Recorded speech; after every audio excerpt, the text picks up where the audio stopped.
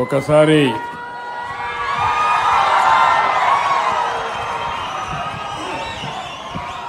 నేను పెద్దన్న గారి పల్లె గ్రామానికి వచ్చినప్పుడు నాకు ఘన స్వాగతం పలికిన సోదరి సోదరులందరికీ నా నమస్కారాలు, అభినందనలు, శుభాభినందనలు. మనం మీటింగ్ ప్రారంభించుకునే ముందే ఈరోజు ఈ గ్రామానికి వచ్చే సమయానికే నాకు ఒక దుర్వార్త వచ్చింది. నిన్న మొన్న పెద్ద ఎత్తున తుఫాన్ వచ్చిన టెక్నాలజీ ఉపయోగించుకుని టెక్నాలజీని సమర్థవంతంగా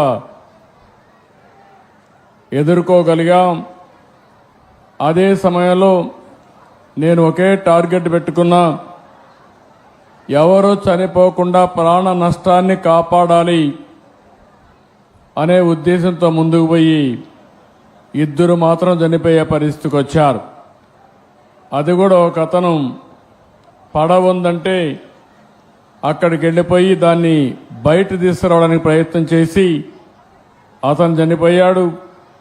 ఇంకొక అతను ఉదయం అయితే ఎక్కడికి నేచురల్ కాల్స్కి వెళ్తూ ఉంటారు, అలాంటి పోవద్దని చెప్పినా బయట వెళ్ళి చెట్టు పడిపోయి ఒక ఆయన చనిపోయాడు.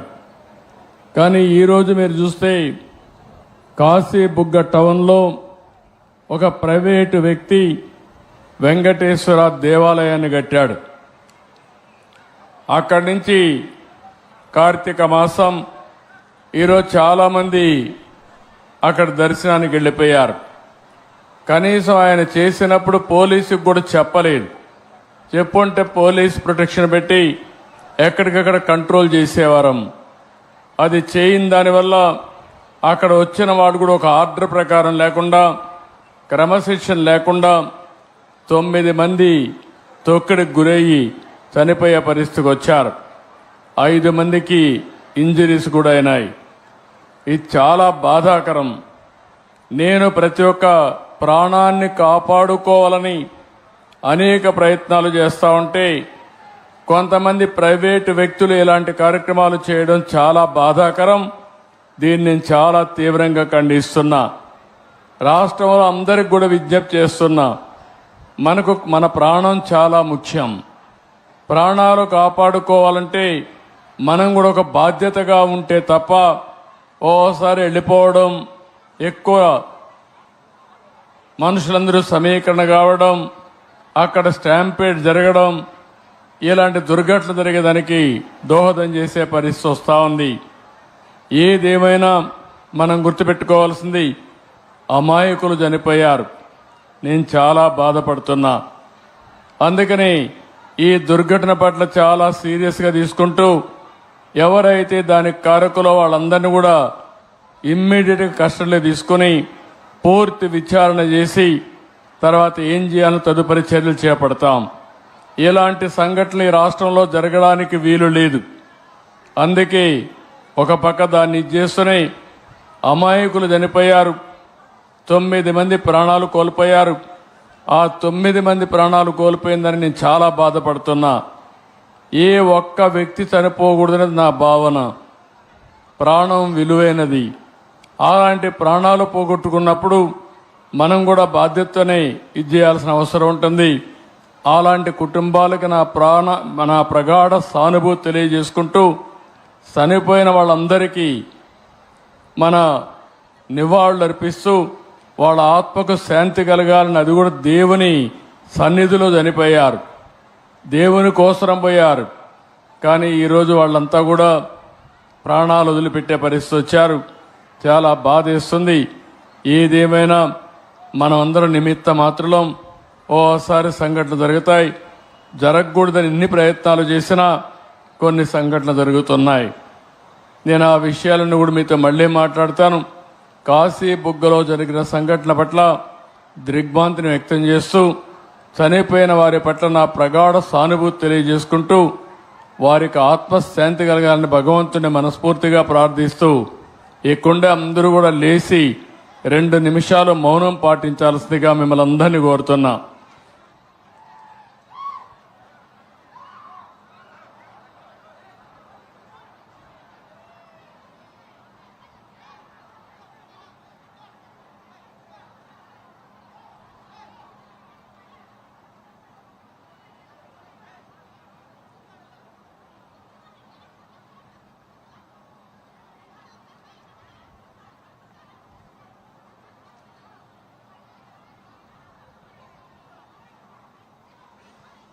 ఓకే అమ్మా, కూర్చోండి.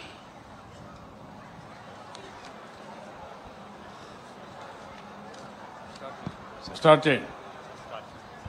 ఈ సభకు విచ్చేసినటువంటి మన ప్రియతమ ముఖ్యమంత్రి గారికి స్వాగతం పలుకుతూ జిల్లా కలెక్టర్ గౌరవనీయులు శ్రీ ఏ శ్యాంప్రసాద్ గారిని సభకు స్వాగతం పలకవలసిందిగా కోరుతున్నాం.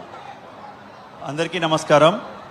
ఈరోజు పేదల సేవలో కార్యక్రమంలో భాగంగా కది నియోజకవర్గం తలుపుల మండలం పెద్దన్నవారిపల్లి గ్రామానికి విచ్చేసినటువంటి గౌరవనీయులు మన రాష్ట్ర ముఖ్యమంత్రి వర్యులు శ్రీ నారా చంద్రబాబు నాయుడు గారికి ధన్యవాదాలు సార్.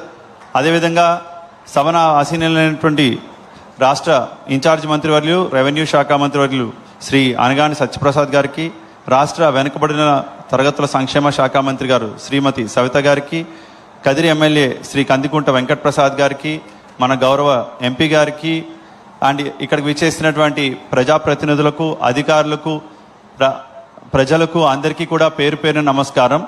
సార్, ఈరోజు మీరు సత్యసాయి జిల్లాలో ఇక్కడ మారుమూల గ్రామానికి వచ్చి స్వయంగా లబ్ధిదారులకి ఇంటి వద్దనే పెన్షన్ పంపిణీ చేయడం మాకెంతో స్ఫూర్తిదాయకం అండ్ ఆనందదాయకం సార్.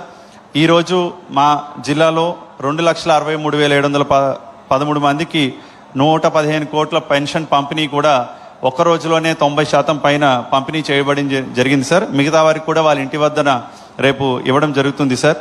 ముఖ్యంగా సత్యసాయి జిల్లా ఈ రాష్ట్రంలో రాయలసీమలో ఒక జిల్లాగా ఉంది. ఇక్కడ ముఖ్యంగా మీరు ఇచ్చినటువంటి మార్గనిర్దేశకం ప్రకారంగా స్వర్ణాంధ్ర విజన్ డాక్యుమెంట్లో భాగంగా అటు వ్యవసాయం, పారిశ్రామిక రంగం, సేవారంగం 3 కూడా సమతుల్యతతో అభివృద్ధి చెందడానికి మేము నియోజకవర్గం స్థాయి నుంచి గ్రామ స్థాయి వరకు కూడా విజన్ ప్లాన్ తయారు చేసుకున్నాం సార్. ముఖ్యంగా వ్యవసాయం 36%, పారిశ్రామిక రంగం 33% అండ్ సేవారంగం 31%గా ఉంది సార్. మీరు ఎప్పుడు కూడా రాయలసీమ ప్రాంతం హార్టికల్చర్ హబ్గా ఎప్పుడు కూడా ఉండాలని అనుకుంటున్నారు. అదేవిధంగా సత్యసాయి జిల్లాను కూడా ఫ్రూట్ అండ్ వెజిటేబుల్ బాస్కెట్గా చేయడానికి మేము లక్ష్యంగా ఉన్నాం. మీరు ఇచ్చిన ప్రోత్సాహంతో 2016లో అరటి సాగులో ఎంతో ముందుకు వెళ్ళినటువంటి రాయలసీమ జిల్లా ఈరోజు మా సత్యసాయి జిల్లాలో 1,14,000 హెక్టార్లలో 30 లక్షల టన్నుల అరటి ఉత్పత్తి అవుతుంది సార్. ఇది యూరోప్ ఖండం, మధ్య ఆసియా ఖండాల్లో కూడా ఇది ఎక్కువగా ఎక్స్పోర్ట్ అవుతుంది సార్. మా జిల్లాలో ముఖ్యంగా ఈ డ్రిప్ ఇరిగేషన్కి ఇంకా 75,000 ఎకరాలు అవకాశం ఉంది సార్. అది కూడా ఈ సంవత్సరం 14,000 హెక్టార్లు తీసుకుంటున్నాము. And post harvesting and mulching and fruit covers చాలా ఎనర్జీస్ కన్వర్జెన్స్తో చాలా కార్యక్రమాలు చేపడుతున్నాం సార్. ముఖ్యంగా మా జిల్లా ప్రధానమంత్రి ధనధాన్య కృషి యోజనలో కూడా ఎంపిక అయ్యింది. రాబోయే 6 సంవత్సరాల్లో రైతుల ఆదాయం రెట్టింపు చేయాలనే ఉద్దేశంతో ఈ కార్యక్రమం ముడిపడి ఉంది సార్. అందులో భాగంగా ఈ మీరు చెప్పినటువంటి కార్యక్రమాలన్నీ కూడా చేపట్టడం జరుగుతుంది. అదేవిధంగా మల్బరీ సాగులో కూడా రాష్ట్రంలో అత్యధిక సాగు 52,000 ఎకరాలు ఇక్కడ సాగు అవుతుంది సార్. దాన్ని కూడా రైతులకి చాలా ప్రోత్సాహిస్తూ షెడ్స్ మొదలైన వాటికి ఎన్ఆర్జీఎస్తో చేస్తున్నాం సార్. అండ్ ఇక్కడ గొర్రెల పెంపకం అండ్ మిల్క్ అనిమల్స్కి కూడా చాలా ప్రసిద్ధి సార్. రాష్ట్రంలో అత్యధిక గొర్రెలు ఇక్కడ మరియు మేకలు ఇక్కడ ఉంటాయి సార్. దాని ద్వారా కూడా ఇక్కడ చాలా కుటుంబాలకి లైక్ అనిమల్ క్యాంప్స్ కానీ, వారికి ట్రీట్మెంట్స్ కానీ, వ్యాక్సినేషన్, డివార్మింగ్స్ కూడా రెగ్యులర్గా చేయిస్తున్నాం సార్. హెచ్ఎన్ఎస్ఎస్ ద్వారా ఈసారి ఇక్కడ 183 మీరు ఏదైతే హెచ్ఎన్ఎస్ఎస్ ఇక్కడ జీవనాడిగా ఉంటుంది సార్, ఇక్కడ 183 చెరువులకు గాను ఇప్పటి వరకు 83 చెరువులు నింపడం జరిగింది. రాబోయే రోజుల్లో మిగతా చెరువులు కూడా నింపడం జరుగుతుంది సార్. ఈ జిల్లాలో ఈ గ్రామంలో కూడా 3 చెరువులు హెచ్ఎన్ఎస్ఎస్ ద్వారా నింపడం జరుగుతుంది సార్.